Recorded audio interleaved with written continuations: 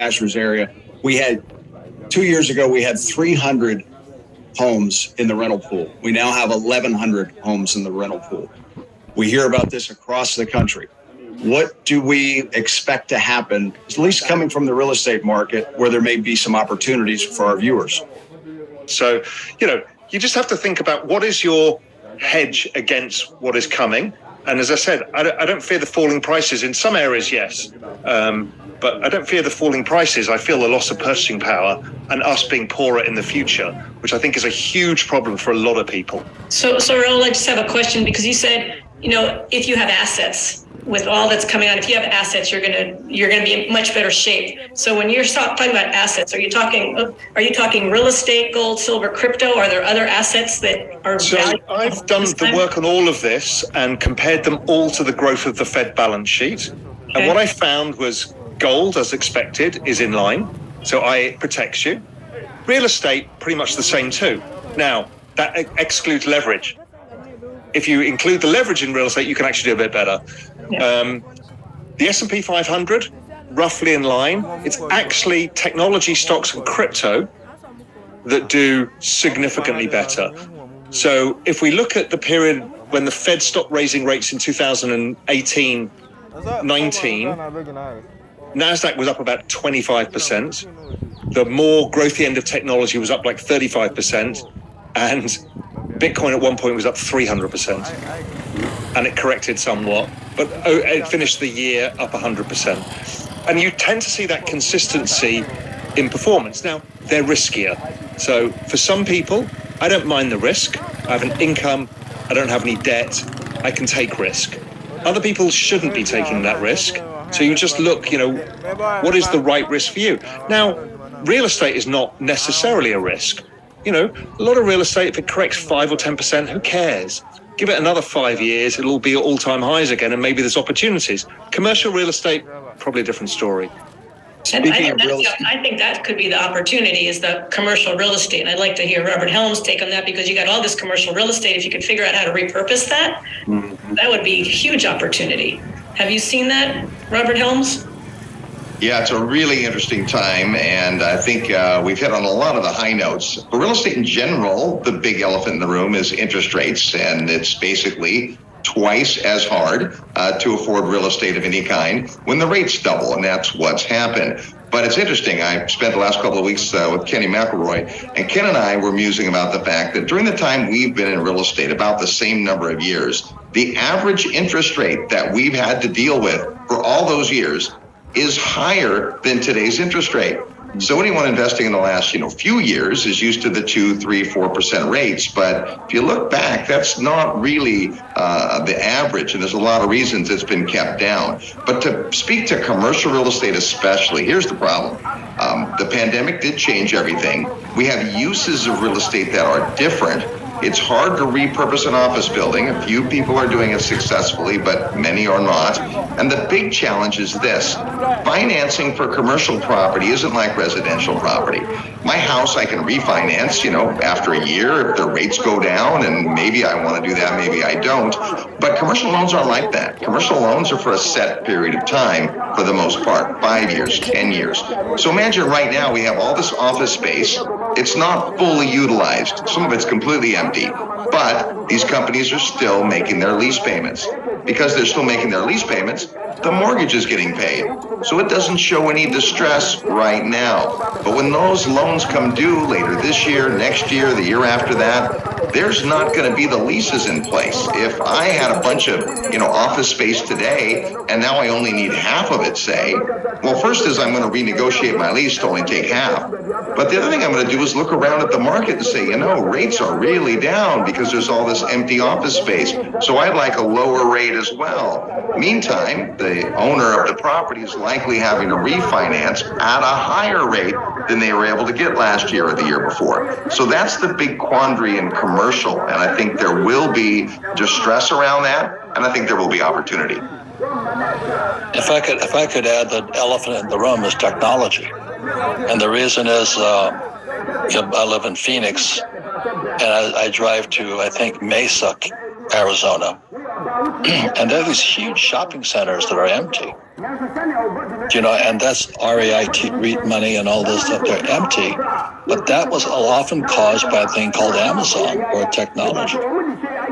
And so I think the elephant in the room is what's going to happen when AI kicks in. I'm not a technocrat, but I think I was at a conference in Nashville on I call AI, artificial intelligence. I said, well, isn't artificial intelligence a college degree? Because you don't learn anything about money. And I was speaking to this young woman at the conference. I interviewed her on Rich Dad Radio, and I know nothing. I barely use a cell phone. But she says, I'm terrified. And I went, she's like 25 years old. And I said, what are you terrified of? She says, we haven't seen the dark side of AI yet. So I'm going, wow. So it's not a time to be complacent, or I say to people, don't think tomorrow's going to be like yesterday. Another bit of advice is there's something good about being an old guy, because an old guy's seen at least some of the ups and downs. Whereas some of these new financial planners, all they've known is a economy where interest rates kept coming down and asset prices kept going up. So I think it's important for people listening to this podcast to know there's some value to age, because we've seen it. When Kim started investing in real estate, I think it was 12% was the interest rate, right, Kim? 11 or 12% interest, and we still got cash flow.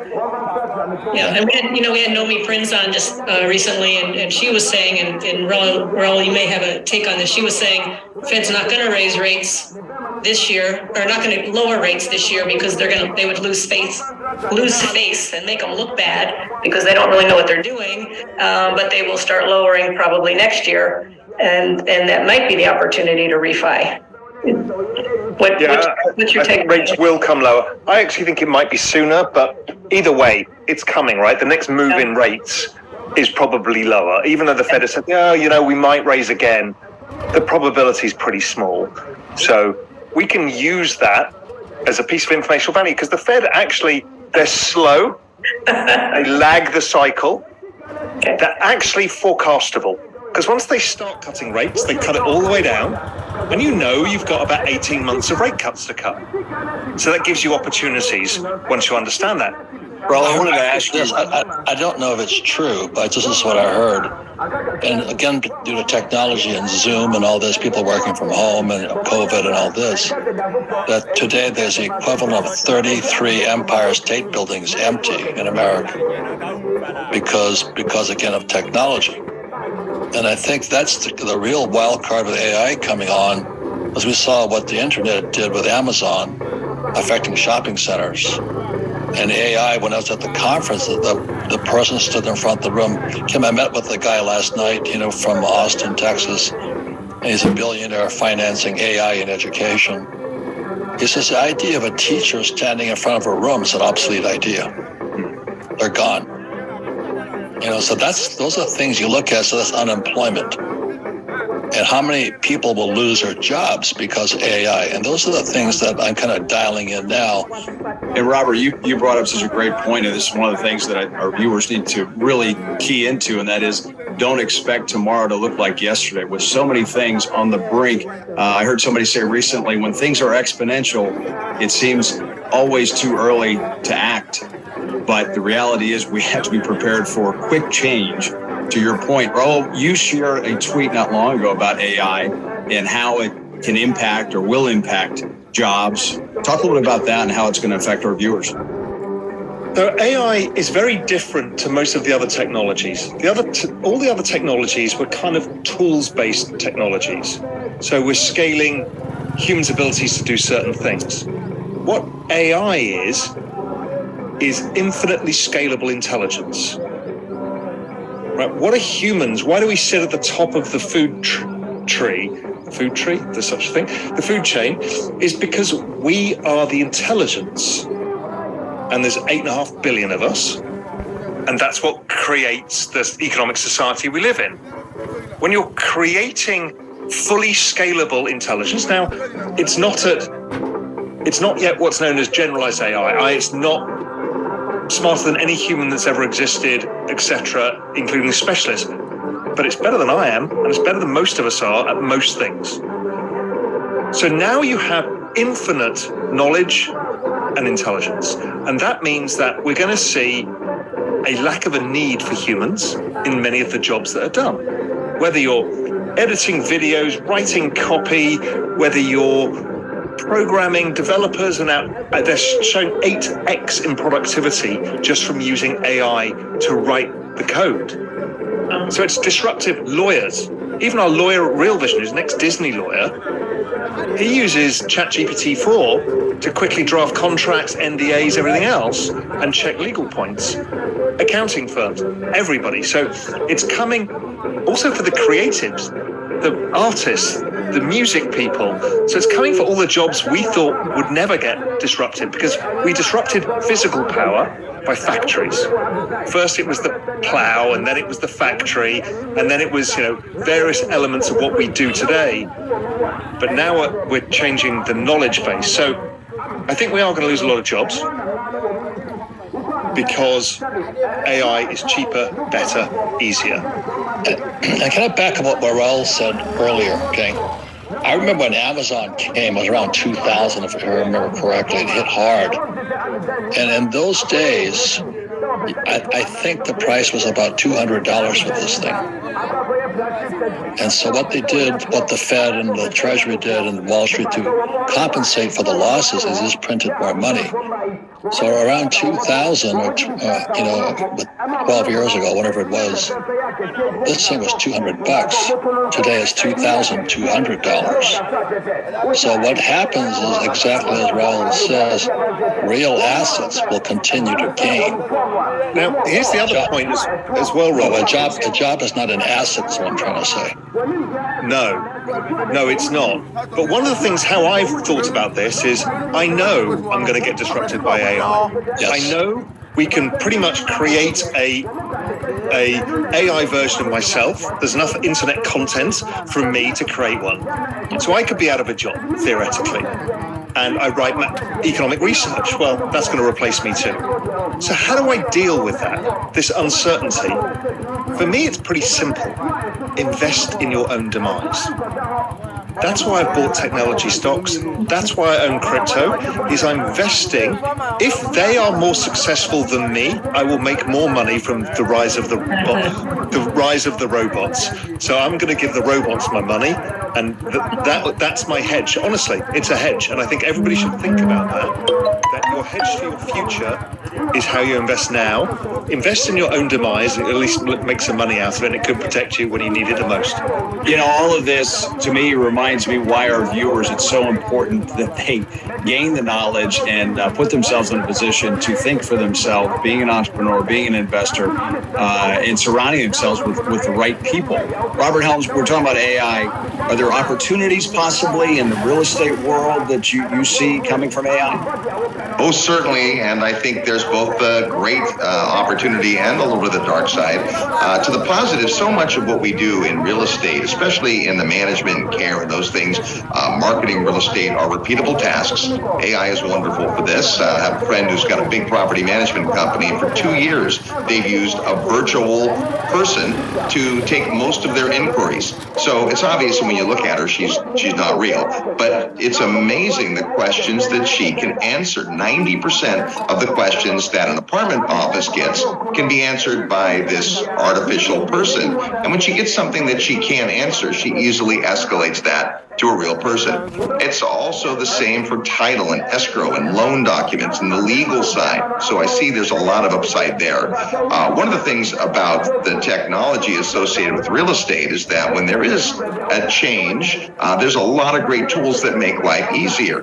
I'm here today at our resort in Belize, where people can check in without having to go to the front desk and use a digital key in their phone. And we have RFID locks. They keep track of every single person that comes in every single room. And there's a lot of technology. Our internet is robust. But at the same time, I don't see a technology, and you can correct me if you think otherwise, but I don't see a technology coming down the road that's going to eliminate the need for human beings to sleep under a roof. So if you're in the apartment business or the home business or in the resort business, people want to come, they want to have a good time, they want to get out and eat, and certainly there's disruption in their income. But like my housekeepers here, we employ about 50 housekeepers. I don't see AI replacing them. Maybe I'm wrong, but I'm not sure how that would work. Robert, that was a great point. I'm in the Cayman Islands, and we had the busiest tourist season ever. And which is weird, because most businesses are down, money's tight. Why is that? It's because we all spend our lives now on Zoom and digitally. So what we will spend money on, even in a recession, is in-person things that are unique. And so, as you say, the hotel business is not going away. Yes, business travel may change, but your holiday is now sacrosanct because you don't see as many people as you used to. I don't. I mean, I go days and days without seeing a single person. I'll speak to 200 people over Zoom, but I haven't seen a single person apart from my wife and the 2 dogs. So, it is interesting. I think you're dead right. It doesn't take it away, but you're right. I mean, there's no way that it can take away from the basic human need of shelter. It's Maslow's hierarchy of needs. It's right there. And, nowadays especially, people need to surround themselves with the right individuals, because the reality is we're seeing all types of cracks. Layoffs are on the rise. Inflation's still high. Bloomberg says that foreclosure filings jumped 22% year over year. If you're not surrounding yourself with the right people, if you don't have a coach, if you don't have somebody helping to lead you, you're going to find yourself in a hole. Am I right, Kim? Robert Kiyosaki? I mean, we talk about this all the time. Well, my rich dad was my coach, and he was, Kim's met the guy. He was not a nice guy, was he, Kim? It's a little gruff. A little gruff. He was a tough son of a bitch, but sometimes that's what, and I responded to that. He was a good man. My poor dad was a good man too, but he was more woke Marxist, should I say. He believed in giving people money and all this, and I'd rather teach people to fish than give them fish. And I think that's what UBI, Universal Basic Income, is. Chris, I just want to add, when you talk about coaches and mentors, if there's any shortcut to success, if there's such a thing, because all of us have done it I don't know how you do it.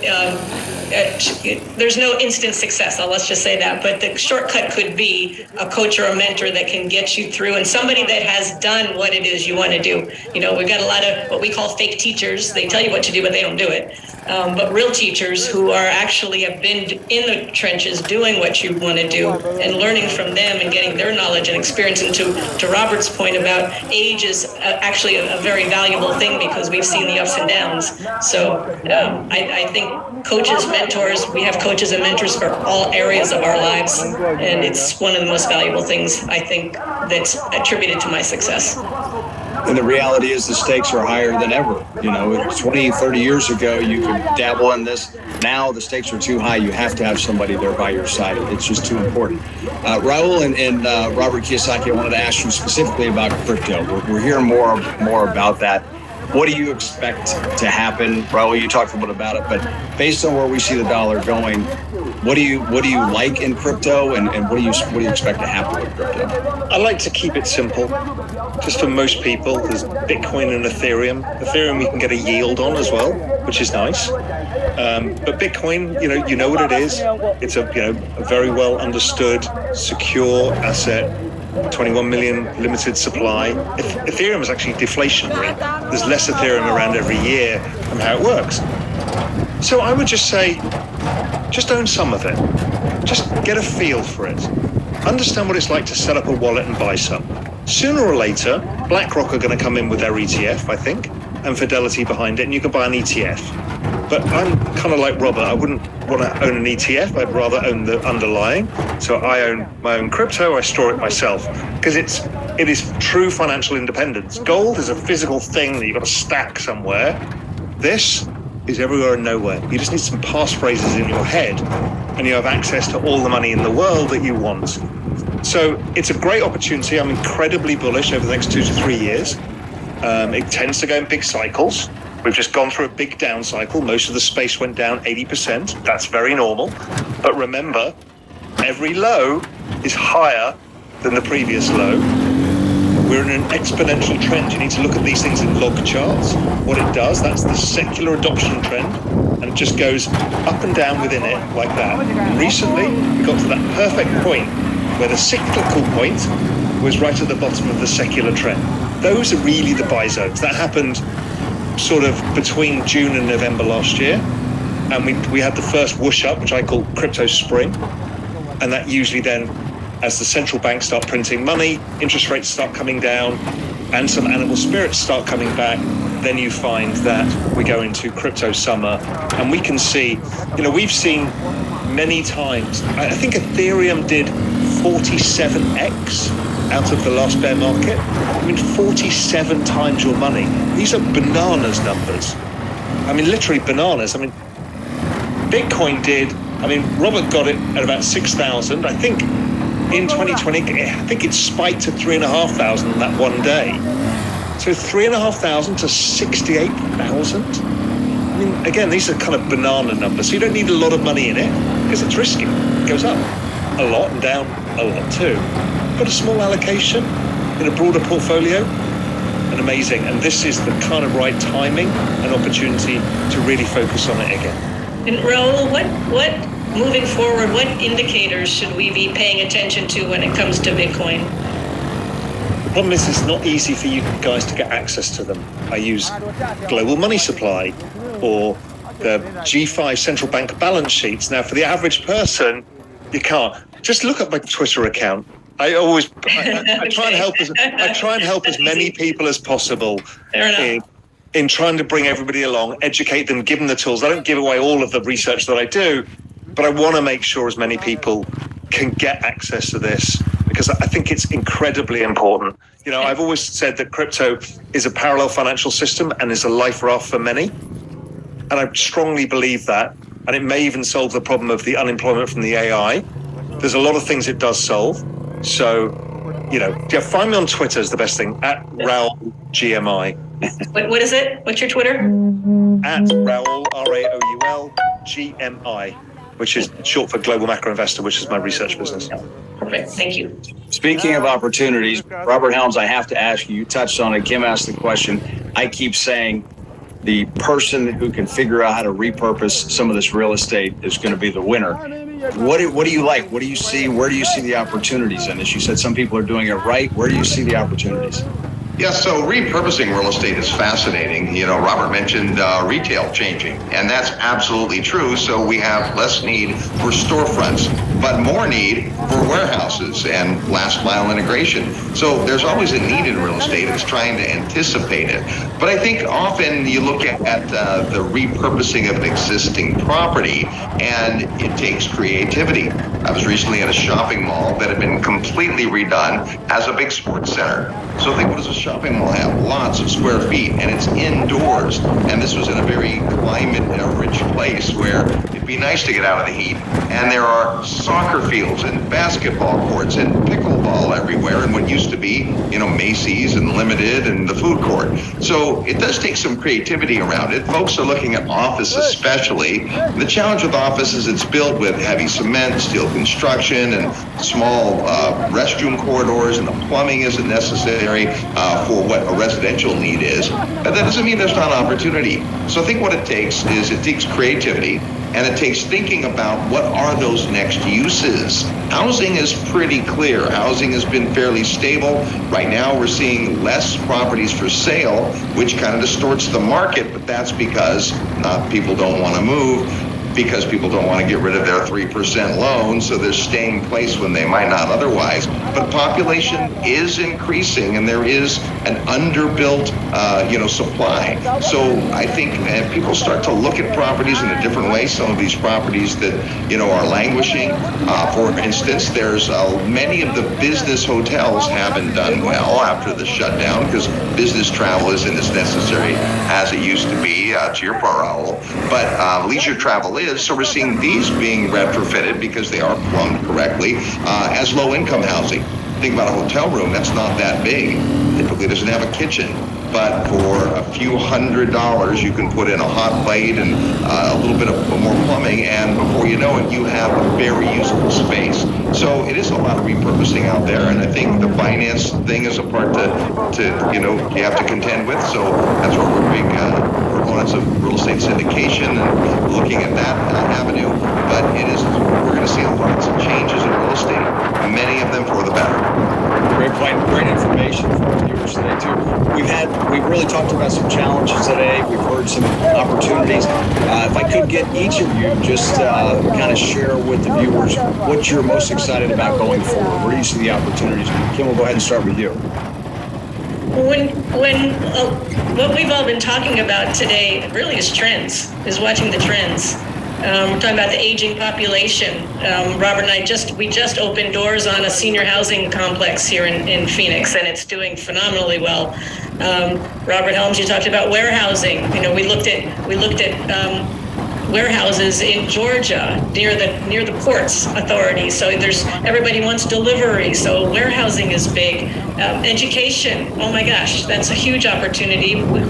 There's tons of opportunity there. I don't think we're ever going to go back to physical schools again because we don't need that. But everything I think we've been talking about is trends, and you can see the trends in your neighborhood. You can see the trends in your local town, what's happening. You see FedEx trucks everywhere and Amazon trucks everywhere. So you can just see what's happening in the little microcosm. It's probably same what's happening in the world. So I would just start looking at what the trends are. Raul, I love what you said. Invest in your own demise. I thought it was brilliant. I love that, because a lot of us are going to be put out of business, and better to invest in that than be left behind. So I'm all about trends.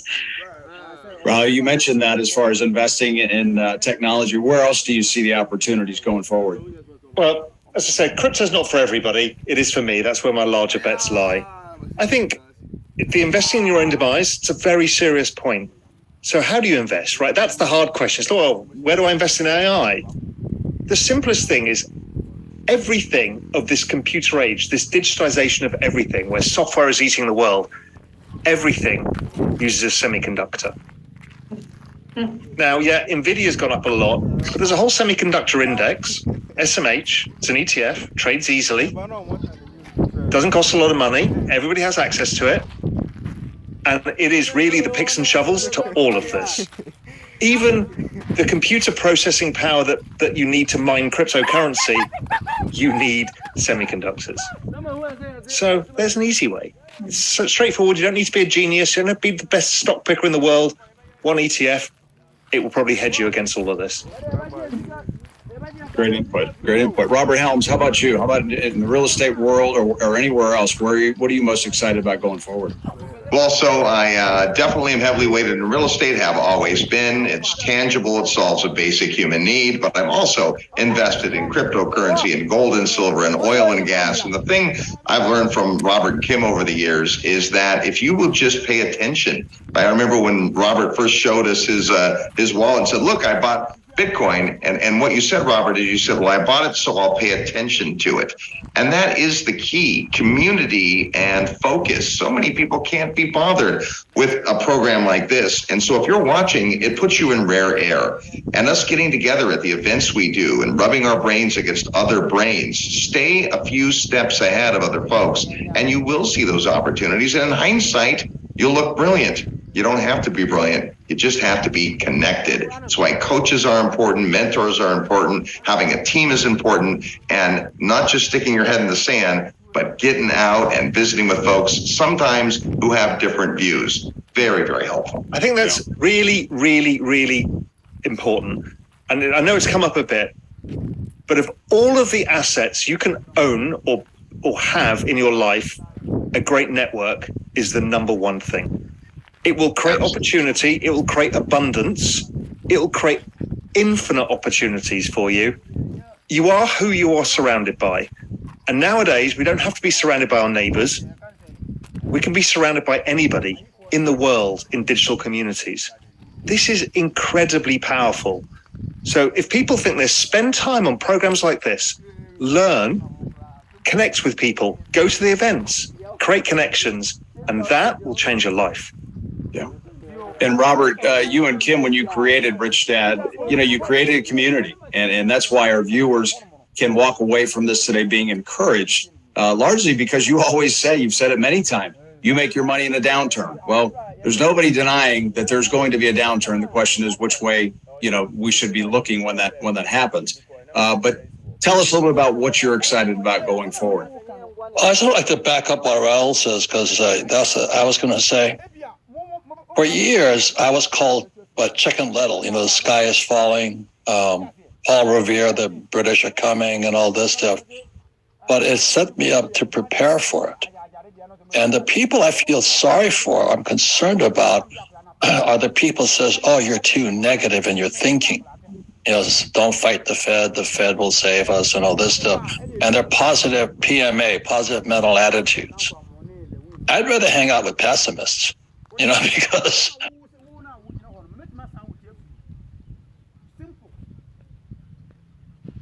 I didn't know why.